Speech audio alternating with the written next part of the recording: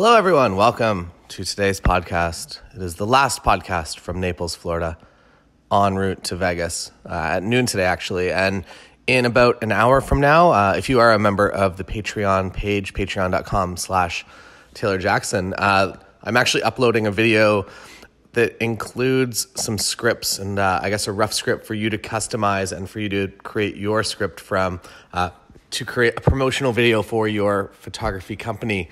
And I think that having a video is one of the most important things that you can do for your business. So there are scripts and ideas for your promotional video, as well as a 15-minute video that will hopefully teach you everything that I know about creating a promotional video for your audience, wherever you are in the world.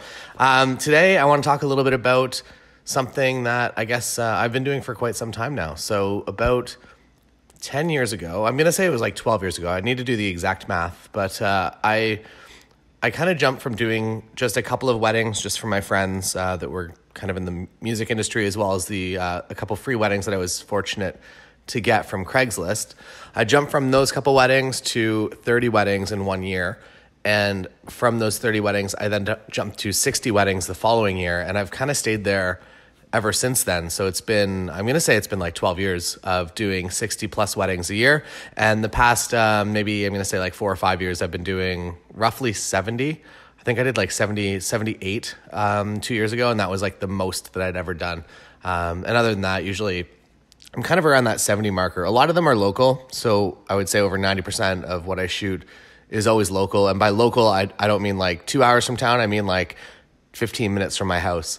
And that's kind of the way that I like to keep it. And if I guess a shout out, the sale ends in like 2 days for Book More Weddings 2019. So if you want to know how I did that kind of jump from 5 to 30 to 60 weddings, everything that I kind of know about that and doing that now, because when I did that back a bunch of years ago, wedding photography was an entirely different game. And now a lot has changed. A lot has become, I would say, simpler. And it's, I would say it's easier to get into the industry than ever before, but I'm going to put an asterisk beside that because it is still really difficult.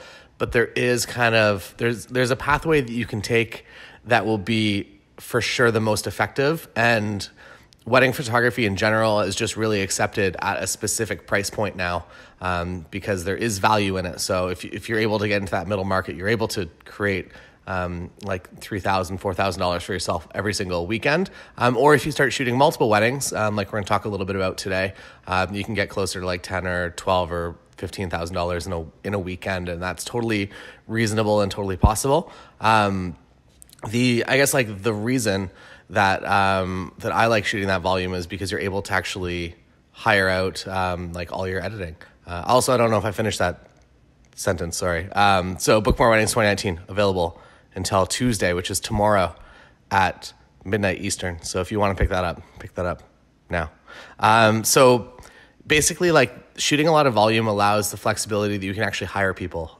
So that's one in itself amazing that you're able to, within reason, hire somebody to just like do your whatever you need. And so you're able to actually relax and have a nice life, because we all get into this because, well, first, we usually love photography, or we love the gear. I guess I've met two different types of photographers. One that gets into it that is kind of like the engineering mind, which I feel like I'm a little bit part of. But anyway, somebody that really wants to buy a lot of gear, and the way to justify that purchasing of gear is to be able to make money doing photography in order to finance more gear purchases. At some point, they might find their love for it, but it really is kind of a personal thing that they just want to that they want to go out and create amazing images. And because they're into wildlife or whatever they need, they're really expensive gear, or sports like low light, fast movement stuff. And in order to buy that, you need to at least book a few jobs, or maybe you have to prove that to your spouse or whoever you have to run your finances through. And you can't just go out and buy like a $10,000 lens to shoot some indoor sports. So if you're able to create income, that seems more reasonable. The other side that I've kind of seen getting into this is somebody that comes in with the full love of photography, that doesn't really care about the gear, that finds, I guess, the bare minimum amount of gear possible to do their job.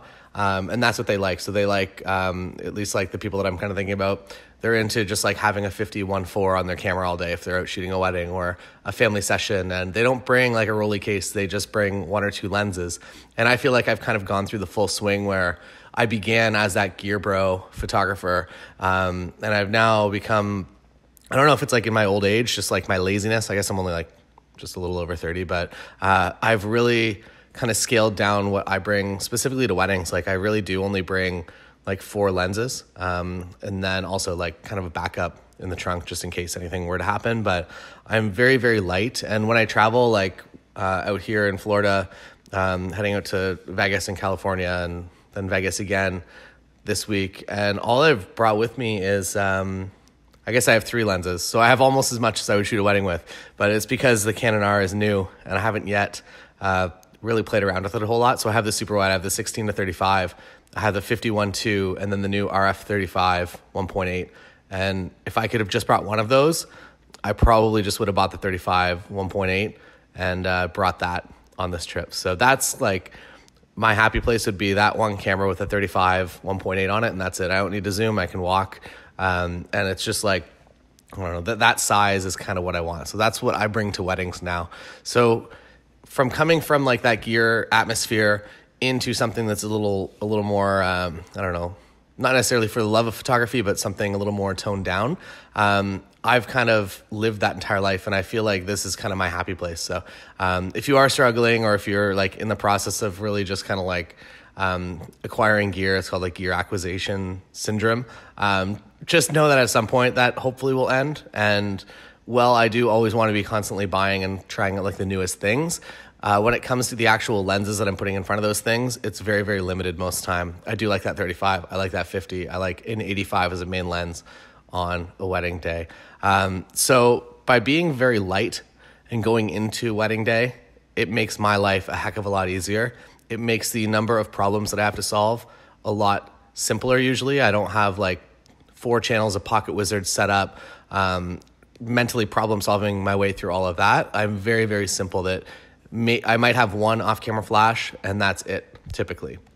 So mentally, I'm going into a lot of weddings that if I'm shooting a triple, the way that I kind of manage my mindset is just like walking into it and being able to really solve as few problems on the day as I possibly can, because I have been doing it for a while. So going into the wedding day, the less you problem solve, the less kind of your mental, your mind burns out, and also the more like just energized you'll leave. So by photographing like 70 plus weddings, what I'm able to do, I guess, is just constantly be in it and constantly be moving forward with my career specifically. So if you're kind of on the fence and you're like, oh, should I go for volume, or should I go for like very high end and just shoot 1 or 2 weddings? Actually, I think I touched on this a couple weeks ago, where I would way rather be shooting a lot more weddings for even a lower price point than just doing a few weddings for a higher price point. And that might sound counterintuitive, but I really do like the, I guess the momentum that photographing so often gives you.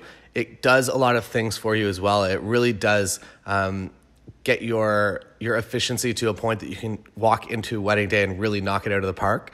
And also just by photographing so many times, you get to just find yourself in so many different experiences that you're never really solving problems for the first time once you've done like 2 or 3 years of it. So I would recommend, if I could, to kind of aim for not necessarily the middle, but kind of the upper middle, and really try to drive volume to that as your business. And the way to do that is through a lot of different sales and marketing channels. There's a ton of them ideas on my Patreon, as well as in the Book More Weddings course. But by just really kind of amping up your exposure and becoming like the number one person in your local area, or at least the number one person within kind of like your niche of wedding photography. Not all wedding photographers are exactly the same. And even if there's like somebody out there in your community that's like doing absolutely amazing and booking lots of weddings, that there's a pretty good chance that they probably aren't the same person as you.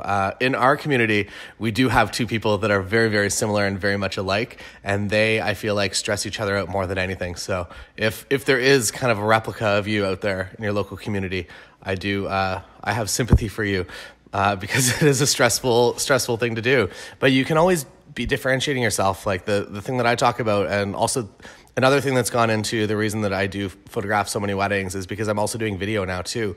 And again, like coming back to the outsourcing, that you can make your life happiness, you can amplify it a lot more by just by having somebody that you're able to rely on for the things that happen over and over again. My strength is, I guess, like coming up and marketing my photography in different ways and really kind of understanding that. And I feel like that is always moving, that you're not in an infinite loop. And I feel with like editing that you kind of are in an infinite loop. So if that's something that like you're just not into, really take the time, maybe over this winter, maybe you have a little bit of time off now and you're able to find an editor and you're able to get that process set up before you get busy next year. One of the biggest stresses for me was switching over my post-processing partner like halfway through this year, or not halfway through this year, 2 years ago. That it was like everything was just like busy, and then came a switch and I had to go to a different company. So it was quite a struggle, I guess, to quickly, in the center of my like 70 plus wedding business, to pull that switch and then just like begin something from entirely new, a new relationship, a new editor, and all kinds of different things. So if you have some time over the winter, try it out. There's lots of companies out there that will help you out as far as editing goes. Some of them are monthly charges, and it's like $200 a month, and you get unlimited editing with it, or $299 or whatever they charge. And other companies will just be like by the image. So if you're not shooting a lot of volume, just do something by the image. If you are shooting a lot of volume, I feel like those unlimited plans are really like quite amazing. I talked about them a couple episodes ago, and I did the math wrong because I said something like it was $200 a month, which equals like $6,000 a year. So that $6,000 number actually includes all of my culling as well, so that when I get home from a wedding, that I just upload the Smart Preview gallery, and then my wedding day is done. I'll get an email when that gallery is complete, usually in like 5 days, and then I'll just export the images. And usually I go through, my strategy is usually to get them to cull and to leave in some images that maybe were questionable. I try to find that upper limit, and then I go through and I cull through all the edited images. So I'm just going through the JPEGs at the end before I rename everything and before I sync all the cameras. Also, if you are having trouble syncing cameras, if you have like 15 cameras, I'll run you through quickly what I do, even though it's out of the scope of this episode. In PhotoMechanic, I find this the easiest way.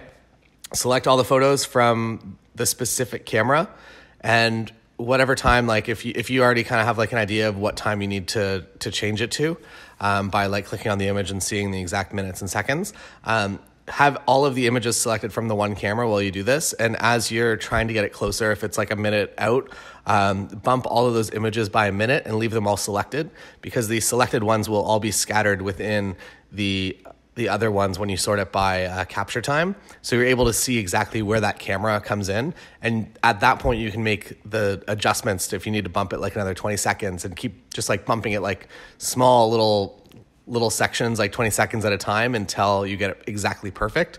But by leaving those images selected, you can see where they're fitting into the gallery. So that's my advice for that. It's something that I figured out like last year, and I haven't put it in a video yet, so I'm hiding it in the center of this podcast, but it really does help out quite a lot. So by photographing so many weddings, it makes my life happy, because I know that I'm going to constantly be working, and I'm going to constantly be creating new and interesting work, as well as that variable of just like that you can walk into a wedding day and sometimes just like absolutely everything comes together. And the more at bats you have, the more that's going to be a possibility for you. And also just like the amount of problem solving that you have to do, that it just makes you such a better photographer. And by also just kind of doing, like using your muscles as a photographer and solving those problems and creating amazing stuff within confined spaces, and maybe unfamiliar spaces, and maybe just like poor spaces that really don't lend themselves well to photography, and having to create something beautiful out of it, really is like, it's a fun challenge. And you just start to walk into rooms and environments and know exactly what you want to do. And there's no hesitation. You don't have to sit there for a second and try to figure it out. That you can just walk in and be like, we're going to do this, this, this, and this. And I feel like my couples have really started to resonate, or started to just like get really happy with me as far as like referrals go, and just like wedding day experiences, that if I can be done all the photos in like 15 minutes, everybody's going to be pretty happy with me. So by just working a lot, you exercise your photography muscles a lot, and you're able to create better work in a faster time period, which I don't know. I'm all about efficiency. I feel like my couples appreciate it. My stance on it is always that, like, I want them to get married because they want to get married, not because they want an extended photo session of themselves. So I really do kind of focus on that. So yeah, that is all for today, this Monday. Off to Vegas later. And right now on Patreon, well, in about an hour, the promotional video, informational video, a video about making a video is going to be up on Patreon, and it comes with scripts for writing your own promotional video. So head over there if you're a member. Love to see your face, your digital face in the comments. And also feel free to, I do the Secret Podcast every Wednesday. So I'll be recording that probably tomorrow night or Wednesday early morning. And if you are a person that wants a question answered, it's pretty much like an Ask Me Anything. And it's like you can ask anything as far as like my business goes. For the podcast, I try to keep it a little more, I don't go too deep into business aspects of things, but on Patreon, if you have any specific questions, I am always happy to answer absolutely anything. Patreon also, my contract's on there. There's a contract video, my pricing, all like full breakdown of pricing, all kinds of different things. So maybe come check that out if you're not yet a member. If you are a member, video is going to be up in a few minutes, and Secret Podcast is going to be coming out on Wednesday. So thank you so much for listening today. I will see you tomorrow from Las Vegas, Nevada.